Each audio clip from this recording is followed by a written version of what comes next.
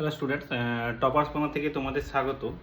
তো অনেকে কমেন্ট করেছে যে বায়োলজি সাজেশনটা কবে আসবে। তো আজকে যেই ভিডিওটা হচ্ছে সেই তোমাদের যে 28 তারিখে যে বায়োলজি সাজেশন পরীক্ষাটা আছে তার উপরেই কিছু কথা বলছি। তো বোর্ডে কোনো কাজ করছি না, জাস্ট কথাতেই বলছি যে কোনগুলো ভালো করে পড়বে, কোনটা ভালো করে পড়বে না। তো এই বোর্ডের উপর এখানে সমস্ত জিনিস এখানে বলা হয়েছে, ঠিক আছে। তো প্রথমে যেটা হচ্ছে কি, বায়োলজির অ্যাকচুয়াল এমসিকিউ পরীক্ষাতে তেমন কোনো কোনটা আসবে কোনটা আসবে না সেটা অ্যাকচুয়াল বলা যায় না। যদি আমরা বোর্ডের পরীক্ষায় আসতাম তখন আমি বলতাম হয়তো হ্যাঁ এইটা আসবে এটা আসবে না, তখন যেটা বলা যেত। বাট স্কুল ডিপেন্ডেড, যেহেতু এটা ক্লাস 11-এর তোমাদের স্কুল পরীক্ষা করছে, তাই তোমাদের স্কুল হচ্ছে ডিসাইড করবে যে কোন প্রশ্ন স্কুলের স্যার সে নিজেই ডিসিশন নেবে কোনটা দেবে কোনটা দেবে না। তো এটা স্কুলের স্যারদের উপর ডিপেন্ডেড। যেমন বোর্ডের কিছু প্রশ্ন, ধরো সাপোজ তোমাদের যদি বোর্ড প্রশ্ন করতো, তাহলে আমি বলতে পারতাম যে এই চ্যাপ্টার থেকে এই কোশ্চেনটা থাকবে, এই চ্যাপ্টার থেকে এত নাম্বারে প্রশ্ন থাকবে, এই নাম্বারে এই চ্যাপ্টার থেকে এতটা প্রশ্ন থাকবে। বাট যেহেতু স্কুল পরীক্ষাটা করছে, টাইম খুবই কম ছিল, তাই সব চ্যাপ্টার নাও হতে পারে। অনেক স্কুল আছে তারা যে স্যার যেসব চ্যাপ্টার পড়িয়েছে তাদের সেই চ্যাপ্টারটার উপর বেশি জোর দেবে। সাপোজ ধরো তোমাদের কোনো স্কুলে সাপোজ 6টা চ্যাপ্টার আছে, তার মধ্যে ধরো স্কুলে উদ্ভিদের গঠনগত অঙ্গ সংস্থানটা স্যার পড়ায়নি, তার মানে স্যার কিন্তু এই চ্যাপ্টার থেকে কোশ্চেন এড়িয়ে চলবে। তাই তোমরা দেখবে যে ক্লাসে স্যার কোন কোন চ্যাপ্টার পড়িয়েছিল তার উপরেই জোর দেবে, যেটা পড়ায়নি তার উপর কম জোর দেবে। দ্বিতীয়ত জানতে হবে স্যারটা কি বেস, বোটানি না জিওলজি। ফিজিওলজির কথা বাদ দো, কারণ ফিজিওলজি হচ্ছে পরের সেমিস্টার আছে, বাট ধরো ফিজিওলজি আসে, তো যারা ফিজিওলজি তারা জুলজির পোর্শনটাই বেশি দেবে, আর যারা বোটানি তারা বোটানির পোর্শনটাই বেশি দেবে। বাট এই ফার্স্ট সেমে কিন্তু বোটানি পোর্শনটা আসলে বেশি থাকে। বাট যদি তোমাদের স্যার জুলজি হয় তাহলে প্রাণী শ্রেণীবিন্যাস, প্রাণীদের গঠনগত অঙ্গসংস্থান আর ব্যাঙ, এটা ভালো করে পড়বে। অবশ্যই কোষটাও ভালো করে পড়বে এবং সব থেকে গুরুত্বপূর্ণ বায়োমলিকুলস।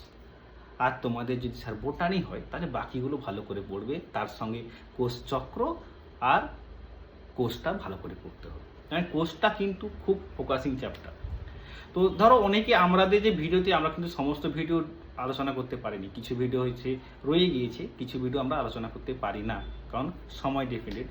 আমরা আশা করছি সেকেন্ড সেমিস্টারে তোমাদের উপর ভালো করে আলোচনা করব, যে এটার উপর এটা আলোচনা করব। সেকেন্ড হচ্ছে তোমাদের থার্ডলি, তো কি করবে, তো টেক্সট বইটা ভালো করে পড়বে সমস্ত, কোখান থেকে কোশ্চেন দেবে স্যার।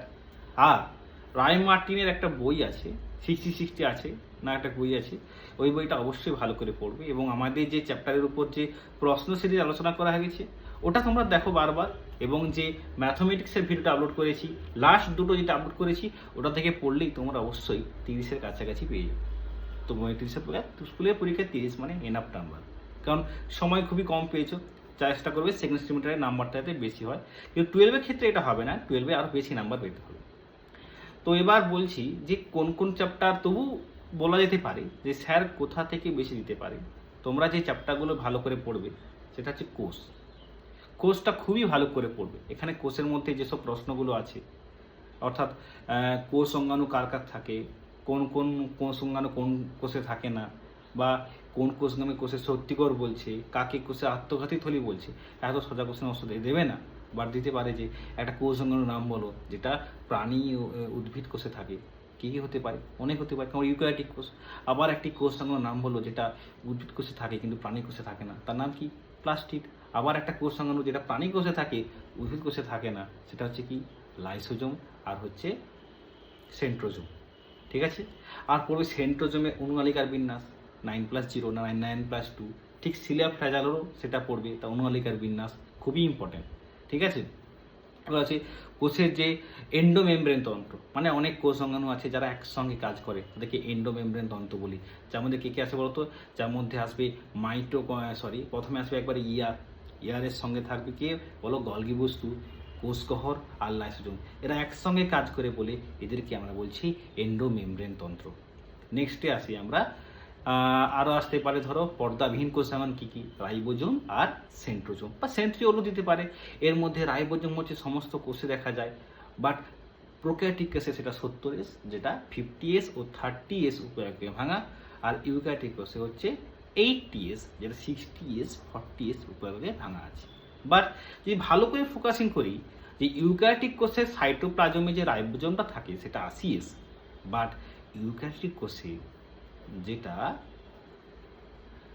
কোষাঙ্গাণু অর্থাৎ মাইটোকন্ড্রিয়া এবং প্লাস্টিডের ভিতর যেটা থাকে সেটা কিন্তু কত এস 70S এটাই। ঠিক আছে, এবার রাইবোজোম কি করে? প্রোটিন ফ্যাক্টরি বলছে, কেন প্রোটিন তৈরি হয়। রাইবোজোম যখন এমআরএনএর উপর রাইবোজোমগুলো থাকে সেগুলো একসঙ্গে অনেকগুলো থাকে, যাকে আমরা পলিজোম বলতেছি। এটা ভালো করে পড়বে অবশ্যই। মাইটোকন্ড্রিয়া পড়বে যে ক্রিস্টিটা কোনটা জিনিসটা, বা ক্রিস্টি কোনটা যে অন্তঃপর্দা আঙুলের মতো ভাঁজ হয়ে গেছে তাকে আমরা ক্রিস্টি বলছি, এটা অবশ্যই ভালো করে পড়বে। আর কি আসবে? আর ধরো ক্লোরোপ্লাস্টিড কী রঙের হয়? সবুজ রঙের হয়। লিউকোপ্লাস্টিড যে বর্ণহীন হয়, কোথায় থাকতে পড়তে হবে? এই লিউকোপ্লাস্টিড 3 প্রকার, এলাইপ্লাস্ট, অ্যালিউরোপ্লাস্ট আর অ্যামাইলোপ্লাস্ট। তিনটার কোথায় কি সঞ্চয় করে সেটা ভালো করে পড়বে। আর যেটা হচ্ছে পর্দাবিহীন কোষাঙ্গাণু কী কী আছে তো পড়ে দিয়েছি আমরা। কোনটা পর্দা দ্বিপর্দা আবৃত? কোনটা? মাইটোকন্ড্রিয়া আর ক্লোরোপ্লাস্টিড। অবশ্য নিউক্লিয়াসও। কোন কোন অঙ্গাণুতে ডিএনএ থাকে?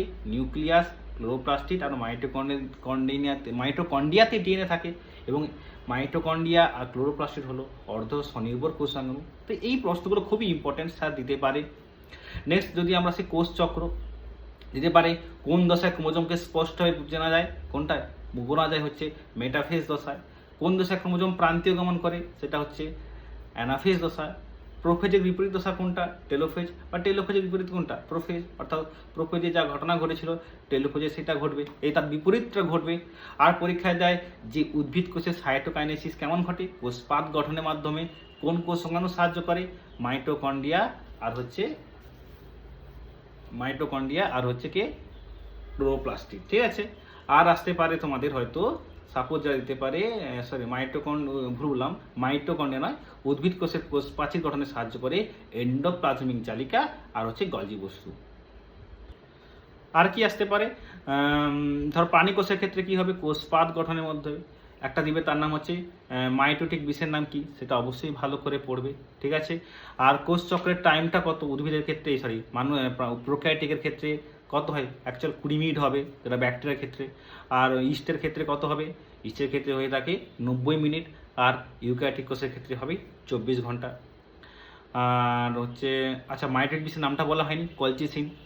মাইটোসিসকে আমরা সমবিভাজন বলা হয়ে থাকি। মিওসিসে আসি, একে হাস বিভাজন বলা হয়। মিওসিস 1টাকে বলে হেটারোটাইপিক, কেন? 2n থেকে n হয়, বাট মিওসিস 2টা হচ্ছে হোমোটাইপিক, n থেকে nই হয়ে থাকে। ঠিক আছে, মিওসিস দশাগুলো ছিল, এর মধ্যে ক্রসিং ওভার ঘটে মিওসিসে। ক্রসিং ওভারে কোন দশায়? প্যাকাইটিন দশায় মিওসিস ঘটে থাকে। জাইগোটিন দশায় সাইনেপসিস ঘটে থাকে। এগুলো অবশ্যই ভালো করে পড়তে হবে। ক্রসিং ওভার হয় বলে মিওসিসে কি হয়? প্রকরণ ঘটে থাকে। ঠিক আছে, আর পর্বে হচ্ছে ক্রোমোজোম সংখ্যা ধরে রাখতে কে সাহায্য করে? মিওসিস সাহায্য করছে। এই দশায় কি হয়? ডিএনএ প্রতিলিপিকরণ ঘটে এবং হিস্টোন প্রোটিনের সংশ্লেষ ঘটে। G0 দশা কোথায় দেখা যায়? এগুলো খুবই ভালো করে পড়বে। যেই কোশ্চেন ডিসকাস ওর বাইরে তেমন দেবে না। বা এখান থেকে আসতে পারে, সাপোজ ধরো প্রাণী কোষ থেকে, তো আমি বলেছিলাম ডিসকাস উদ্ভিদ কোষটা, মনে হয় আমি একটা ভিডিও করেছিলাম শর্ট, যে কোন উদ্ভিদের সব থেকে বলা যায় কোন প্রধান উদ্ভিদ দশা কোনটা হচ্ছে? রেণুধর দশা। রেণুধর কার কার হতে পারে? ফানবর্গ হতে পারে, ব্যক্তবীজি, গুপ্তবীজের ক্ষেত্রে হতে পারে। মসবর্গের প্রধান দশা কোনটা? লিঙ্গধর।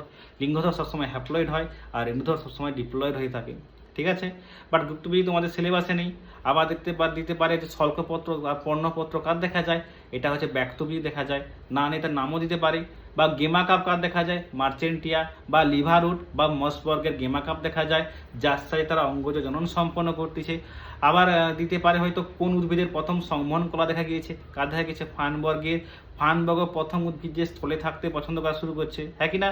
আবার কোন উদ্ভিদকে উদ্ভিদ গাছের উভচর বলা হয়? ব্রায়োফাইটা বা মসবর্গকে উদ্ভিদ গাছের উভচর বলা হয়ে থাকে। ফানবর্গের প্রথম গাছ যার মূল কাণ্ড পাতায় ভাগ করছে আমরা। মসবর্গ কিন্তু মূল থাকে না, মূলের পরিবর্তে কি থাকে? রাইজয়েড থাকে, কাণ্ডের পরিবর্তে কলয়েড থাকে, আর পাতার পরিবর্তে ফাইলয়েড থাকে। এগুলো খুব ভালো করে পড়তে হবে, এখানের মধ্যেই পাবে। লিনিয়াসের বইয়ের লেখার নাম কি? দুটো, একটা সিস্টেমা ন্যাচুরি, একটা হচ্ছে স্পেসিস প্ল্যান্টেরাম। লিনিয়াসের লেখা লিনিয়াসকে কি বলা হয়? ট্যাক্সোনমি জনক বলা হয়, দ্বিপদ নামকরণের জনক বলা হয়ে থাকে। ট্যাক্সোনমি নামকরণ কে করেছিল? অগাস্টিন পি দ্য ক্যান্ডল করেছিল। সিস্টেমার হচ্ছে সিস্টেমার না সরি ভুল হলাম। এবার সিস্টেমার ন্যাচুরালিতে কী ছিল, সমস্ত প্রাণীর নাম। স্পিসিস প্ল্যান্টার মানে সব ছিল উদ্ভিদের নাম। ঠিক আছে, বিপন্ন নিয়মটা ভালো করে পড়বে। কি ছিল, প্রথম পদরা গণ আর শেষেরটা প্রজাতি, দুটো পদ আছে বলে দ্বিপদ বলা হয়।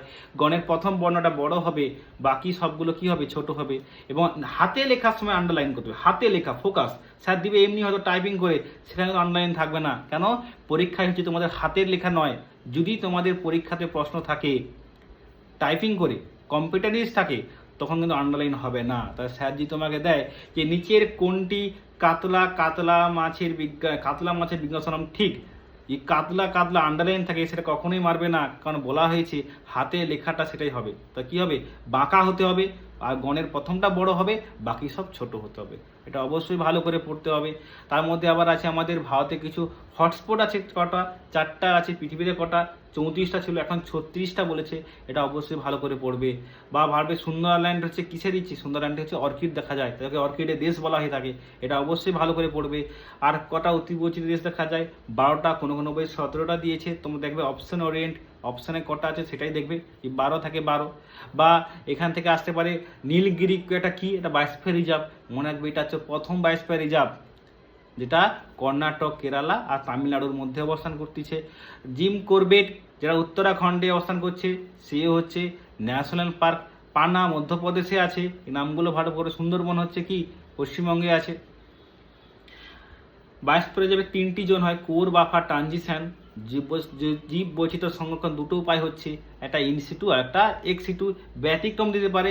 ইনসিটুর মধ্যে কী কী আসতে পারে, জাতীয় বায়োস্ফিয়ার রিজার্ভ, জাতীয় উদ্যান, সংরক্ষিত বনাঞ্চল, অভয়ারণ্য, পবিত্র বনভূমি, আর হচ্ছে সংরক্ষিত অঞ্চল বলেছি। বাকিগুলো কী হবে, এক্সিটু সংরক্ষণ। তার মধ্যে botanical garden, the national botanical garden, যেটা শিবপুরে আছে, সেটা এশিয়ার বৃহত্তম। আর কিউই, যেটা লন্ডনে আছে, সেটা পৃথিবীর বৃহত্তম বোটানিক্যাল গার্ডেন। এটা অবশ্যই ভালো করে পড়বে। ক্রায়ো সংরক্ষণ, যেখানে -196 ডিগ্রি সেন্টিগ্রেড তাপমাত্রায় তরল নাইট্রোজেনের জীবদের সংরক্ষণ করা হয়ে থাকে, তাকে আমরা ক্রায়ো সংরক্ষণ বলতেছি আমরা। অবশ্যই এটা ভালো করে পড়তে হবে। আর আছে বীজ ব্যাংক, সিড ব্যাংক, চিড়িয়াখানা, এগুলো সব এক্সিটুর মধ্যে পড়তে হবে। ঠিক আছে, এবার যদি আমরা আসি বায়োমলিকিউলস, তো পড়বে ডিএনএ আর এনএ। আমি একটা ক্লাস আগের ভিডিও দেওয়া আছে সাজেশন 2তে, এই বায়োমলিকিউলসের শর্ট ভিডিও দেখো, অত ডিসকাসে বলা হয়নি। যেইটুকু লাগবে তোমাদের তার উপরেই বলা হয়েছে এই ভিডিওটা, তো তার দরকার নেই, তাই সেটাই পড়বে এখানে। আচ্ছা, তারপরে তোমার দেখো, তোমার ডিপেন্ড অন ইউ, দেখবে তোমাদের কোন চ্যাপ্টারটা সোজা লাগছে, কোনটা হচ্ছে কঠিন। সোজাটা আগে পড়ার চেষ্টা করবে।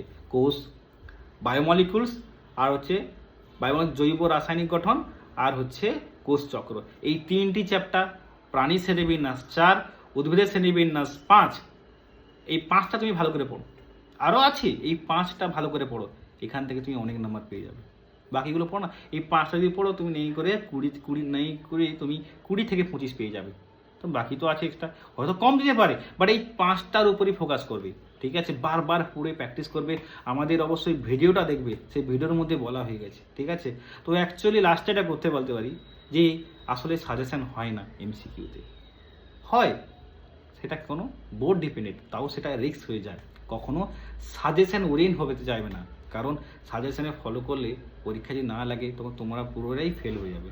তো সবসময় যেই ভিডিওটা বলেছি ওটার উপরেই তোমরা ডিসকাস করো, ওটাই পড়ো, আশা করি ভালো হবে। এবং আশা করি তোমরা জানো যে কেমন ওএমআর ফিল আপ করতে হয়। আগে সব প্রশ্নগুলো ঠিক করবে, তারপর তার ওএমআর এ সার্কেল করবে। একটা প্রশ্ন করে একটা ওএমআর সার্কেল কখনো করবে না। ঠিক আছে, ভালো করে পরীক্ষা দেবে। Best of luck. দেখা হবে সেকেন্ড সেমিস্টারের আগে, যেখানে আমরা ডিসকাস করে আলোচনা করব এবং বলবো সেখানে কোন নাম্বার, যে 2 মার্কস, 3 মার্কস, 5 মার্কস, কোন মার্কস হলে তুমি কেমন করে অ্যান্সার দেবে সেখানেই বলা থাকবে। বাই, গুড বাই, এবং অবশ্যই তোমরা ভালো করে পরীক্ষা দেবে। Good luck to you for your exam.